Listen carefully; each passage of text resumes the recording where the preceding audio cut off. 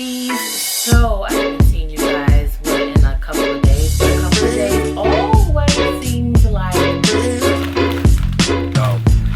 the good life. Good. Kiss the good life. We go to pick out a postman to pay our Kiss the own good things life. on the Good. Kiss the good and I life. pay on camera. You did not get your report card today.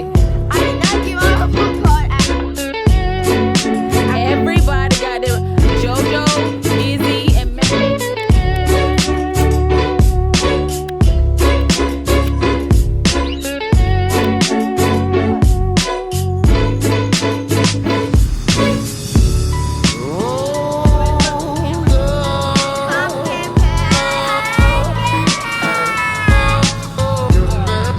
Where did my other brush go? It was Ow. it's that brush with the white bristles. Oh, Maximus. Your curls are just so curly and amazing that they're crying out. They're saying, look at us, we're so amazing. Comb us, please. And then I do. And then they're like, thank you for making us even more amazing. Because we couldn't do it without you. And this mohawk. Let's get a little bit more gel. Your mohawk is awesome. You have the best mohawk ever. Ever. Turn this way. Ever. Okay. Do you want me to blow dry it a little bit? Mm-hmm. Since it's a little cold outside. Knock some of the moisture off of it. Good morning, Bean. You finished all your cereal? Yeah? Okay. You look beautiful. Want a little bit of gel for your edges? Okay. You're all done, Max. You really don't need it, but I love you, Max. Love you too. You brushed your teeth? No. You need some help? Yeesh. Girl, I know what I'm looking like right now, but look. When I drop my kids off, all I'm worried about is their success in the morning. So excuse me. Okay, I don't even have coffee. And then my mama, I don't know, somehow coaxed me into being a chaperone for her this morning. She was like, ooh, can I ride with you when you drop the kids off this morning? And I'm like, okay, sure. She's like, can you just, when you drop the kids off, she was like, oh, now that we done dropped the kids off, can you stop me by the hair store? I need to look for a wig. And then I never say no to my mom. I try not to say no to my mom, but I probably definitely exhaled longer than I should. And she was like, oh, well, fine. We'll just stay on track. Can you drop me by Target? I got to go run in there to get something. So I'm sitting in the parking lot because, you know, on those days when you're not looking your best, okay, that's when you run into people. And life has done me in several times for me to know why you sit in the car when you looking how you not supposed to be looking. So then she's like, oh, after I come out of Target, can we go to the grocery store? What? I had things to do today. Well, not really. My only plan was to go back home and roll around in the bed, okay, like a stay-at-home cat, and watch a little bit of Netflix, upload a video, not this video, a previous video, and then get myself together, because by the time I do all of that and I have a minute to relax and work at home, it's time for me to go get the kids. And today is actually the day that myself, my baby daddy, and my mom are going to have a meeting at the school with the principal and then whomever is above her. There's so many levels to this. Is that my mom? No. There's so many levels to it. There's a principal and then an executive director and then whomever, and a mom and them, and then the superintendent. So we're going to have a conversation with the principal's boss, And it was so funny when she called me on Friday. It was late at night. I was at Julian's soccer practice. And she was trying to express her a sorrow at how the situation went down and how she didn't want us to feel like nothing was being done, because it wasn't. But anyway, so then it was only supposed to be a meeting with the four of us: my mom, myself, my baby daddy, and then the executive person above her. And she says, well, do you mind if I come to the meeting? I didn't know if it was okay or not. That sounds like a guilty conscience, don't it? Y'all, like, I can't make this stuff up. And I was like, well, why not? Because I want you to be there when I call you out.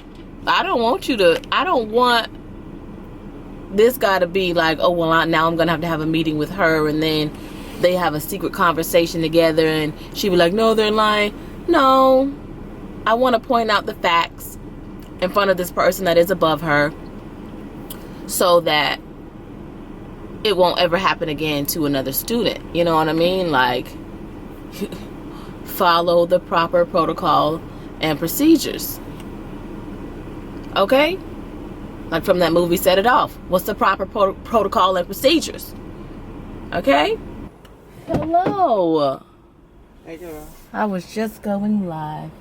Oh, you can. I was just putting this stuff in. I got my ham and all of that. Gigi finally made it back, y'all. She got a ham and everything else. Oh, there's Gigi. Y'all, she said, can I ride with you this morning? I said, sure. Gigi wanted to go to the hair store, the Target. Now we got to go back to the grocery store. I got to get Max's macaroni and cheese. Yeah. I just saw the craziest thing in the... Oh, let me be quiet, because here they go. Lord Jesus. This couple right here. So last night, if you were engrossed like me with the Real Housewives of Atlanta, you know, Marlo sat down with Nene, and then Cynthia, and there was a whole situation with Nene. This is too much. Grown ass women. Don't leave me, Leaks. Wait. Nene, do not leave me.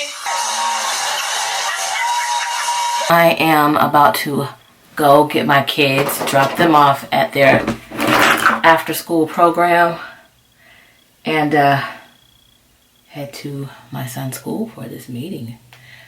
I am in good spirits. I've had some Red Bull, and like I said, I'm in good spirits. I'm not too hopped up off of jumping into any situation too quick. Like I said, I'm not going to jump off the deep end of a pool with no water, okay? I like to gather all facts and, you know, move accordingly and stuff like that. And I have read some people's comments, and I must say, none of that, like, negativity is any of my concern. I don't got nothing to do with that. I'm not concerned about who I am on my channel, because I am a public figure, you know, comedian, whatever. So I've never had a problem with my channel presenting itself as a problem. Even when I thought it may present itself as a problem in the court of law, it was not, because this is a persona that I carry, which falls under its own LLC. So, you guys, I am not worried about any of that stuff. I have peace in my heart and a good side part going on, honey. But I do gotta get going, okay? All right. I have my camera phone. I don't have my camera. We are about to go in. It's gonna be like a conference call, because Jim is obviously wherever he is at. I got my mother with me. Y'all,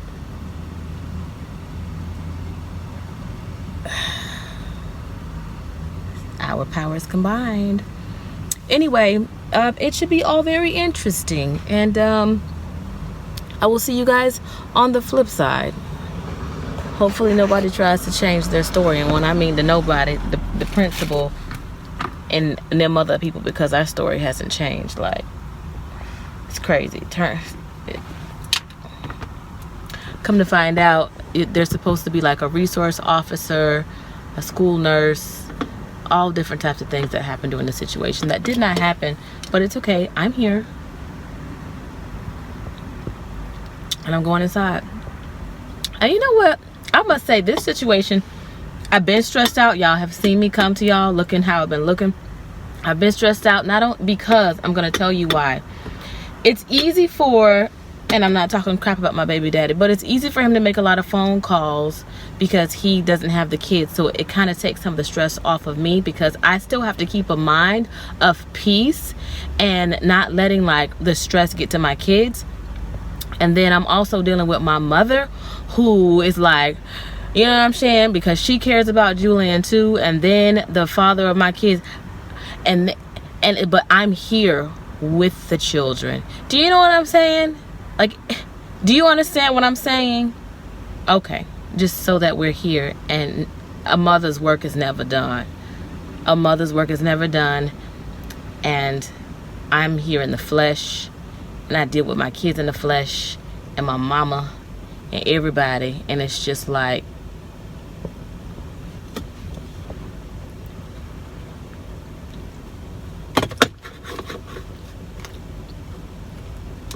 ask me if I'm okay. Nope. But a mother's work is never done. Let's go. Several hours later, sometimes I get tongue tied. Where shall we begin? I feel like my kids' TV is up really loud. Really loud. But back to the situation with my son and the incident that happened. So today, after, oh, it's almost going to be a week, because Tuesday when the incident happened, the incident happened, okay? Quick little recap, but not a recap. Incident happened Tuesday. Wednesday, the very next day, I went up to the school with the materials. And then I think Wednesday, Thursday, what was it? Was that Friday? Was that Thursday? Anyway, a couple of days later, I had to go back up to the school with the same information. And it was just like a lot of run around, woo woo woo. And we had to sit down with the, number one, the principal, and the executive director of the school. He's over a couple of middle schools or whatever. And my mom was there. I was there, of course. And the kid's father patched in via the telephone. Now, we got there at 4 o'clock and we didn't get out until like 6 o'clock. It was a 2-hour conference. It was very, very, very, very long, you guys. And I will say, what I appreciated about the conference is that the principal acknowledged that, you know, she was, you know, very, very, very sorry, and that she had made a mistake, and she felt horrible about it.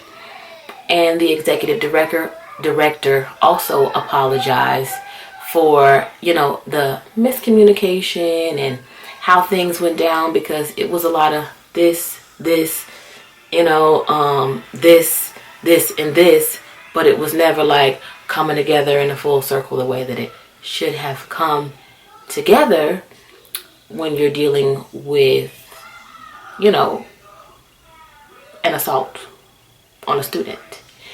And of course, I had my mother there and the kid's father there. And when I tell you, like, I just want to sit here for a moment and just like breathe and count backwards from 10 and tap into my third eye. Not third eye blind, because I don't listen to that band, but the third eye and the God within me, right? Because God is in us all. And like clean out my chakras, because it was a lot, you know, between my mom and then the father of my kids and the principal and the executive director. You know, it was a lot. I gathered a lot from the conversation. And I will say this, I'm going to save certain things from the conversation because I respect the fact that, number one, when you mess up, you mess up. And the principal acknowledged that she messed up. And her boss acknowledged, I can't say this word right, y'all, acknowledged. Like, I'm from the South, so I want to say acknowledged.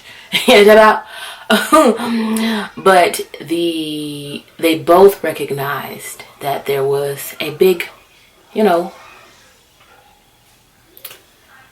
big error on their part. And I appreciated that. However, that does not mean I forgive the situation, but I appreciate that, and I expressed to them that, no, this TV loud. Hopefully that's a little bit better. But I expressed to them that, no, I still don't trust, the school. I don't trust it, but thank you for recognizing that you messed up. Because it's one thing to be like blaming it and not taking fault, but when people take fault and they, realize that they messed up, like royally messed up, like the thing that really got me as the parent, like I told you guys, it happened on a Tuesday, and it's not like I waited a week later to be like, oh, let me go check on what you guys are doing about my son and the situation. No, I got myself up as I normally do. You know what I mean? I have 4 children, as I normally do, and I was there before the school bell rang the following day with the information that I needed to have for them to move forward with any type of disciplinary actions that they were going to take against this kid, and it was overlooked. And because it was overlooked, the proper disciplinary actions that this child should have received did not happen right away. Therefore, it looked and appeared that there was favoritism going on, or that they didn't want to deal with it, or that they didn't take me seriously as a parent, you know what I mean? And then getting the runaround and different stories of who should have done what in that period of time was upsetting. So they said a big, healthy sorry. And they understood if I don't have trust in them anymore. And I told them straight up, well, thank you, but I don't trust you, but thank you. And there was no holding back in the conversation from my part, from my mother's part, from the kid's father's part.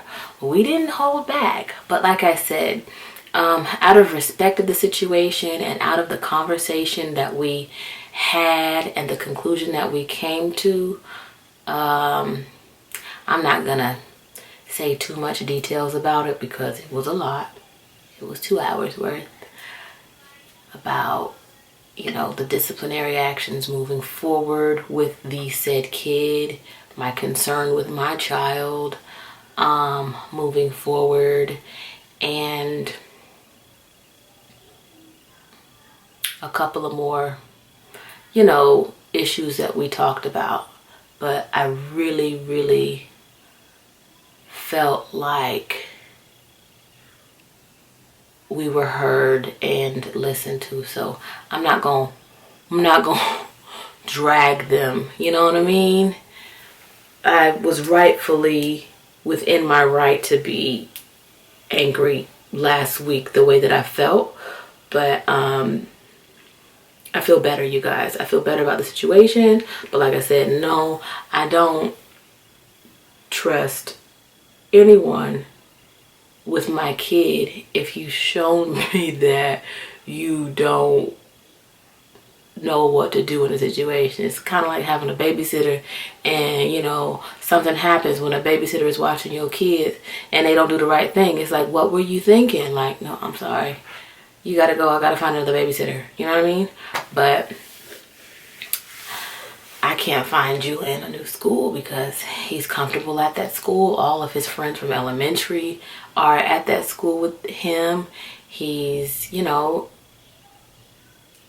the type of person that even if he's going through something, he still pushes through it. And I can say as an adult, that's a very difficult thing to do for many of us. So him being 12 and being able to do that and still go to school, I mean, I'm not tooting my own horn, but I've done well with my kid. My only concern now is I know that my kid is not going to be Mr. Nice Guy anymore. Like, you know, and it's so weird to see your kid go through these phases because Julian is my first kid.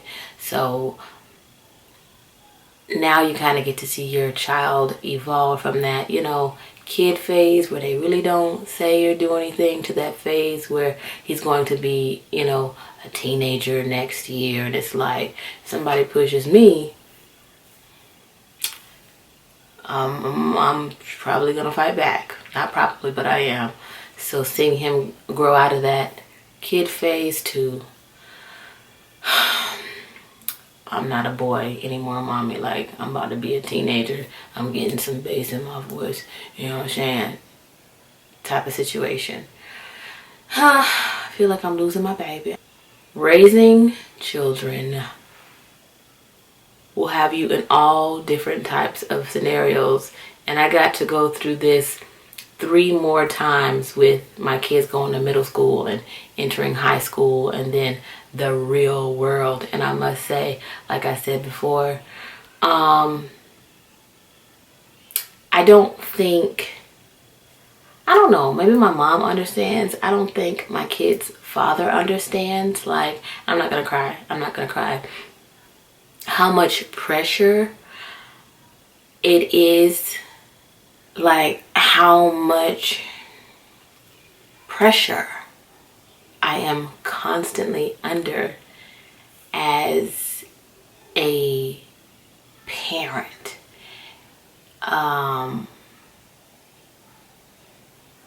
And I know there's some dads out there that are out there doing it and they have all the, you know, responsibility. But when you are the parent that has, you know, majority of the responsibility, it comes with pressure, right? And I'm okay with that. Not complaining about that, because I would do anything for my children, you know. But I just don't think that, I don't know, like, I don't want to cry, like I'm gonna freaking cry. I don't think they realize, like, how much pressure that is on me. Like, even that day when it happened, I was at the ER with another one of my babies. You know what I'm saying? Already tired from being up that night. And this is not me complaining about parenthood whatsoever, you guys. I love my kids. My kids bring me joy when they wake up in the morning. Like, I have my hug line. Like, everybody gets at least like a 1-minute hug where I just say thank you. You know, I love you. You know, thank God for you. You are the best, to all of my children. So, but it's just a lot of pressure to always be everything. So it's just like, I gotta be everything for them. And then, you know, dealing with the situation, and I got, you know, my mom who's like, you should do this, and having her own, you know, relationship with the twin, with with the kids, and wanting the best. So that there's that pressure from her on me to make sure I do everything the right way. Did you do this? Did you call this? Did you do this? And then from their father, who, you know, our relationship is strained. And I was happy that during this time, I was very happy that, like, he didn't point a finger at me. You know what I mean? Like, and that he did ease up off of me. You know what I mean? Like, But even then, it's like a pressure because he's out of town. And I gotta make sure that I do the right thing for that situation so that doesn't come down on me. And then I want to do the right thing just because I'm mom, right?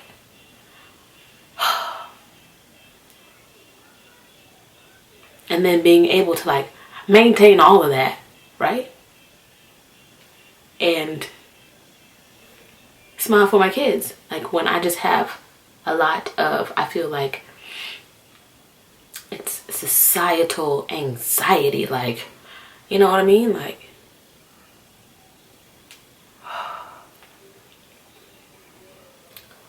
so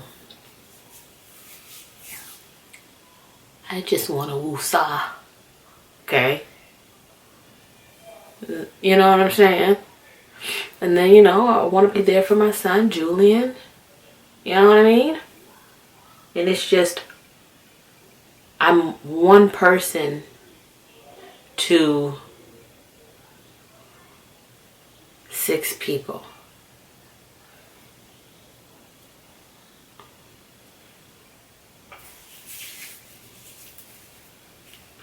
So yeah. Thank you guys for not giving me such a hard time.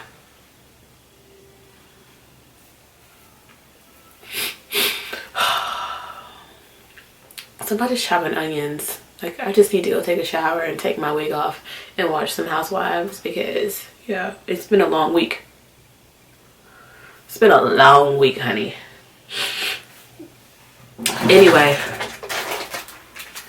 I just say this at every end of the video, y'all. Thank you for allowing me to be me. Picking up the phone for when I call, having your notifications on, right? Because a mother's job is never done. Now I gotta go hug my kids and put them in the bed, so I gotta dry my eyes, give them kisses. Don't want nobody asking me, Mommy, why are your eyes red? Why are you crying? No. Mommy just got some allergies, you know what I'm saying? Okay. I'll see you guys later.